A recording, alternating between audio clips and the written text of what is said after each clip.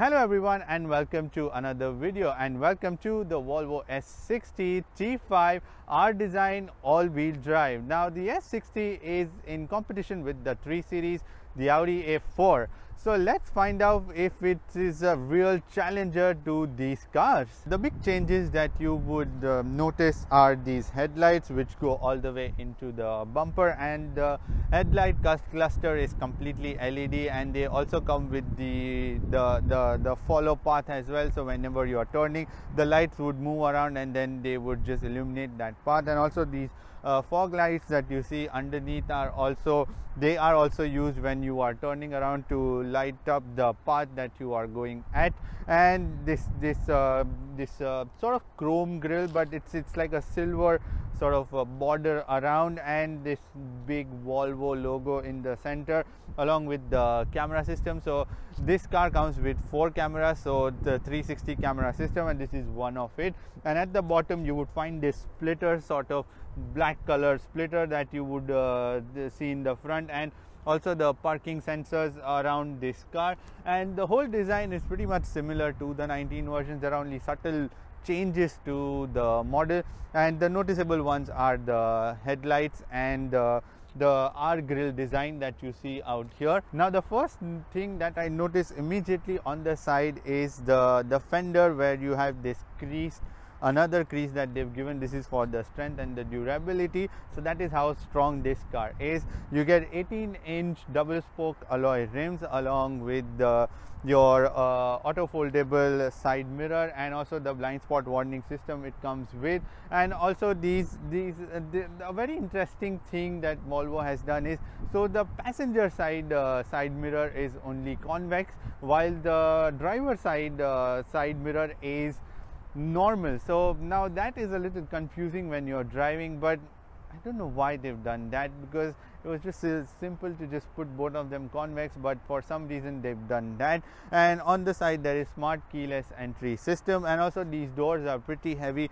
They are solidly made. And also one cool feature about these windows is when you are lowering or raising them up, it's a very gentle one. They just don't stop abruptly, but they go very slow and just come up very slowly. And the fuel tank on the other side, along with the sunroof at the top. The door handles, you would find the welcome lights on both the doors, and also on both the doors on the other side. Now in my opinion, the rear end is something which is just so beautiful, particularly the back end. Like, look at this, like it's so beautiful. The LED tail lights that extend all the way till here, and also the Volvo badging and the S60 badging that you see out here, along with the T5 R design all-wheel drive. And also the whole look has been made to look pretty amazing. Like at the bottom, if you see, you would see the chrome exhaust tips, and for the first time, I mean, chrome exhaust tips usually wouldn't be a nice thing to see, but in this they've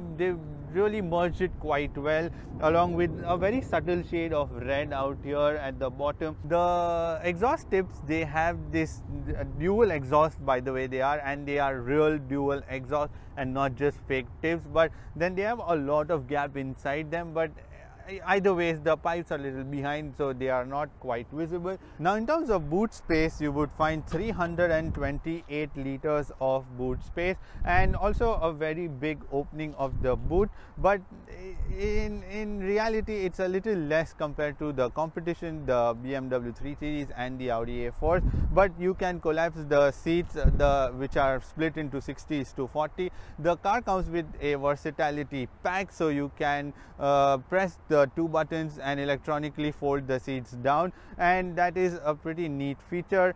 And also you get the netting in the back, along with the 12-volt socket in order to use a vacuum cleaner in case you want to clean the the boot, and also a boot light which will be really helpful at night to see what you're loading and unloading. And also there is a very small boot lip, and also this scruff, sort of plastic scruff plate, so that you don't damage the bumper. And you get a full size spare wheel underneath, and because of the spare wheel the size of the boot has been reduced, but it's not very less. I mean, you can still put 2 big bags, but there will be some amount of space crunch if you want to put more luggage. When you jump inside, you may be forgiven to mistake the interiors to be very similar to the XC40. In fact, it's very close to the XC40.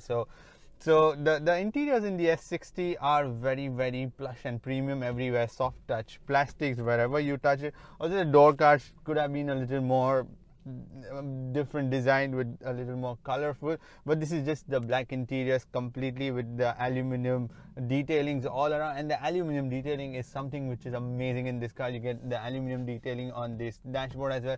Particularly the dashboard itself is pretty flat, where you can store a few of your documents like this book or something, and there is also a lip so that nothing would fall off from the car, which is pretty clever. I don't know why a lot of manufacturers aren't doing that, because the dashboard is something which is pretty essential as a storage feature as well, to put your papers or something. I mean, it's a pretty good thing. Your gear lever again has this aluminum, even the start and the drive selector, all these are made out of aluminum and they look so nice.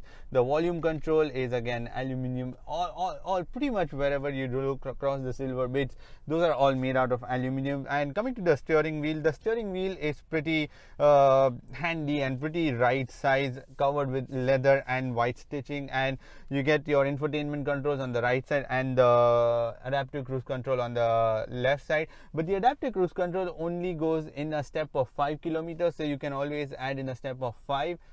So you can't go 1, 2, 3 like every single kilometer, but 5. So in order to set the particular kilometer, say if your speed limit is 70 and you want to set it at 69, you have to physically just go to that speed of 69 and then set it, and then it will be the set. But otherwise the adaptive cruise control is fantastic. It just maintains the distance whichever you want to. The steering wheel again is adjustable, which is your telescopic and also the tilt as well, so you can do both. You also get aluminum pedals. In the center you get 12-inch LED display, multi-information display, where you can set the map or the whatever media is going on, all of that, and also the dials on both the sides. The screen is pretty nice, pretty premium, pretty quality based. Everything that you touch out here, by the way, is quality. And at the bottom you would find the media controls out here, and again if you notice there is no aircon control. So aircon control is in the 9-inch infotainment screen. Coming to the 9-inch infotainment screen, you get the screen is again very similar to the XC40. All the features are quite similar. You get your navigation system. The navigation system is just amazing on this one, and you get your radio controls. Now in terms of connectivity, you get Bluetooth, you get CarPlay, Android Auto, you get the Apple CarPlay,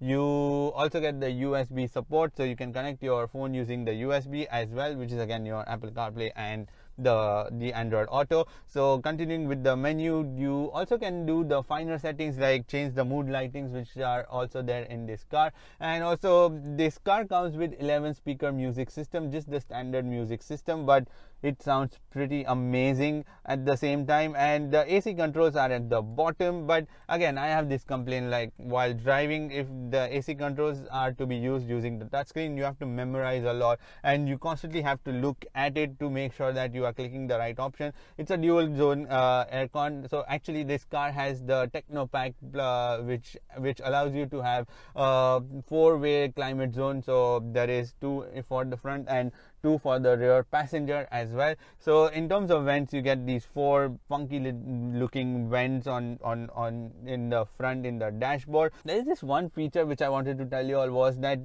in the start stop feature, which you can customize it from here, where the car, if it's standing in the traffic light, it will switch off the engine. But if that feature is on, and if you put your car into parking mode and open the door, the car would just switch off on its own. I mean, in a way it's a good thing, but then sometimes I just just want the car to stay on because I'm just going around across to the ATM and everyone's inside the car, but then this car would just switch itself off. Now you get a panoramic sunroof on the top, which is pretty nice, considering that it makes the whole cabin pretty airy and pretty spacious. And in terms of charging, you get two USB charging plugs in the front, which is in the handrest, and one 3-pin plug in the back. So you get total of 3 charging plugs, and also a 12-volt socket out here, 120-watt 12-volt socket in the front. And now in terms of storage, this car has a lot of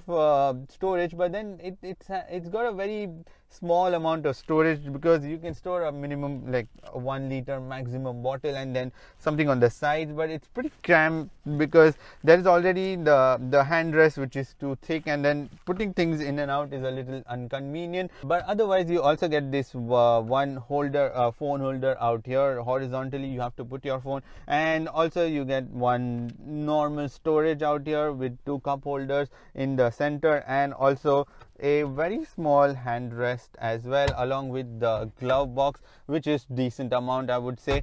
Now coming to the seats are leather seats, Nappa leather. So the Nappa leather is a soft leather, and as a result of that, the seats are really comfortable. But also at the same time, these seats are like the sport type seats, and then you see these things on the side. They really grip you when you're driving or going on the corner. They come with 14-way adjustable, and also you get the extended cushion at the bottom, which is pretty nice on a long journey. And also you get the same feature for the passenger seats as well. And the seats are made out of Nappa leather, and you get this white stitching and also the white piping around, and it's actually the charcoal color that you get these seats in, and it's a mixture of fabric and leather. Now one pretty neat and a clever feature that you would find is the clip in the front glass, and where you can put your parking tickets so that you can easily display them. The gear lever has this one little niggle, and this is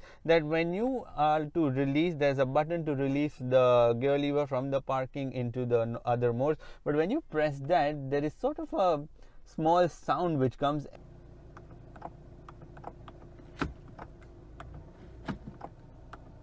every single time when you press it. Like I just happened to notice it when I was driving it, and there was this clicking sound which every time it comes, and it actually, you can feel it in your hand as well when you're pressing it. Now one clever feature is, if you want your back headrest, the rear passenger headrest to fall down, of course when the passengers aren't seating, there is a feature out here which you press it inside from your screen, infotainment screen, and then they would just collapse, and then you get this wide view from the rear view mirror. And coming to the rear view mirror, it's actually quite ahead when you are driving it, because when I am driving, I feel that it is right in my face, and then it's just a little in the forward direction. It should have been a little on this side, which was a little more convenient. But the whole IntelliSafe system is also put out here at the top, and also there is this very nice feature of showing the seatbelt sign on top, which is pretty much like an aircraft, where you are shown you have to put your seat belt, so which is like a quick reminder out here. Here in the back you get again the leather seats with the white stitching, and also the handrest along with the cup holder. And the middle seat row is as you can see, there's a tunnel in between, so because of that, the third passenger sitting in between is going to be a little uncomfortable. And again, there is a hump in the rear seat as well, at the bottom and at the back as well, and as a result of that, it's going to be a little okay. But there is enough of headroom, like just about enough headroom. But if you sit in the normal seats, there is enough of headroom, and also legroom is a bit okay-ish, because these seats are still pushed forward, but if you push them a little back, then it can be a little cramp out here. You again get the storage nettings as well on both the seats, and also very minimum storage in the door cards. One feature that is pretty annoying is that when you are getting in and out from the car, these door frames are pretty thick, and I have hit my shoulder a few times while getting in and out, so you tend to miss them because they are just very thick. You also get, as I mentioned before, AC controls in the back where you can control the climate because it's got a 4-zone temperature, so even the rear passengers individually can set their own temperatures and the fan speed or whatever they want to. And also you get 4 vents in the back. Panoramic roof actually doesn't extend all the way till the rear passenger's head, but it's somewhere in between, so it just ends somewhere out here. So that is, it's kind of a panoramic roof sunroof, but then it's not extended a long way behind, which I think would have been really nice if it was extended a little more. Now I tried showing my face, but then this big rear view mirror was just blocking the whole view. But anyways, please bear with me with my half face, which will be occasionally covered in between. So this car comes with a 2-liter T5 petrol engine that produces 254 brake horsepower and 350 Newton meters of torque, and this engine is mated to an 8-speed automatic gearbox and an all-wheel drive system. And in all fairness, this car gives you an average between 10 to 10.5, which is quite okay in an everyday run, but the claimed average is 11.9, and that you can achieve if you are on a longer run. You may even go more than that, but this is strictly on a day-to-day running, so which is not too bad, and 10 to 10.5 is pretty decent in a city. And the power delivery from this engine is pretty amazing. There is only slight turbo lag, but this is not even noticeable when you press the throttle, and especially if the car is in the sport mode, the response from the system is pretty neat and pretty direct and pretty instant from the power system. This car has the suspension systems that have been refined to give you a much more stiffer setup than the usual. There is a compromise between the softness and the comfort levels inside the cabin. The seats are no doubt leather seats. They help you sort of remove that sort of hardness from the system, but the suspension is so hard sometimes that you can actually feel what is on the surface. Every single bump directly just transfers into the chassis and into your bump, so you can literally feel the unevenness on the surface, and just because the setup is hard, and that is probably the reason why you can feel every single bump. And also to do with the fact that the steering has this sort of lightness to it, although it is pretty precise and pretty darty, and if you get the feel of it, then you can pretty much understand, like, it's pretty direct. Especially at higher speeds, the steering wheel tends to lag a little bit of the feedback, and there is more of the softness in it, and as a result of that you tend to miss out on the essential feedback from the steering system as well. And also the vibrations are pretty direct from the steering, which you can feel as well. But in terms of NVH levels, the NVH levels are pretty good.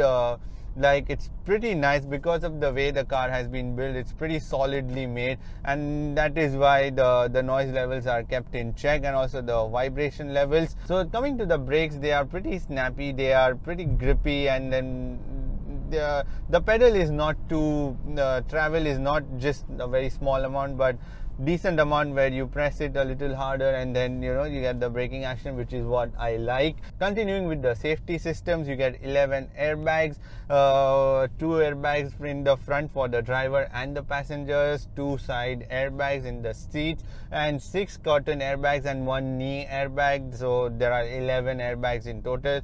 And there is also electronic stability control, your traction control, in other words, your brake assist. There is also the emergency brake assistant as well. There is also belt pre-tensioners in the driver and the passenger seat, so in case there is an accident, there is a pre-tension, and as a result of that you will be held in your position in the seat. There is also whiplash system. Now whiplash is something which is really a neat feature, and I recommend that cars with these features are to be favored, because considering the speeds in UAE are pretty much on the higher side, about plus 100. So whenever there's a sudden accident, your whiplash system will help you not snap your head and like your neck actually, and this is essentially a very good system that I would recommend. More detailed systems will be displayed on your screen out here on this side. So there is also, as I mentioned, 360 camera system. That is pretty neat, and that is such a nice system, and it's pretty crisp and pretty clear, the whole 360 view, and you can individually select whichever view you want to see as well.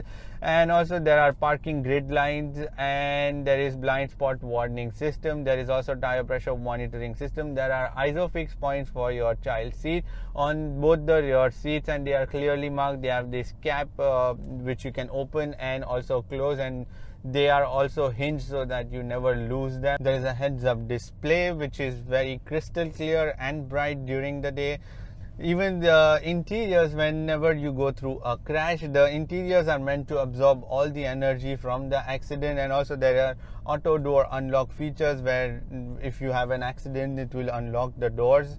And also the famous Volvo's IntelliSafe system, which will help you with your lane assist, your adaptive cruise control, and also the various alert features where if there's a pedestrian in front of you, or if the vehicle suddenly stops in front of you, it will brake. But the only issue that I want to come across is the price. Now this exact spec starts with 179,900. The base version starts with 159,900. This one starts with 179,900, and to be honest, it's a little on the higher side, because considering the competition, which is your 3 Series, your A4s, the Audi A4, so this feels a little on the higher side. 20k, which is somewhere the BMs would cost you 160, the highest one. So I mean, the price point is something which is your own choice. Like if I were to pinpoint it, then there are a lot of safety systems against that. There is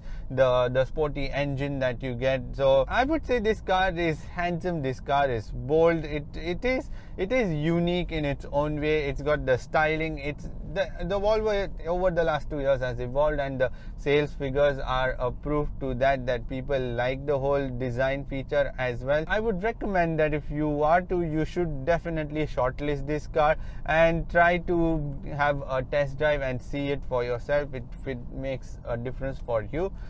Anyways, that is pretty much it for this video. Give it a thumbs up if you like this video, and if you want to subscribe to my channel, click here, and if you want to watch more videos, then click here. Anyways, until we meet next time, bye bye.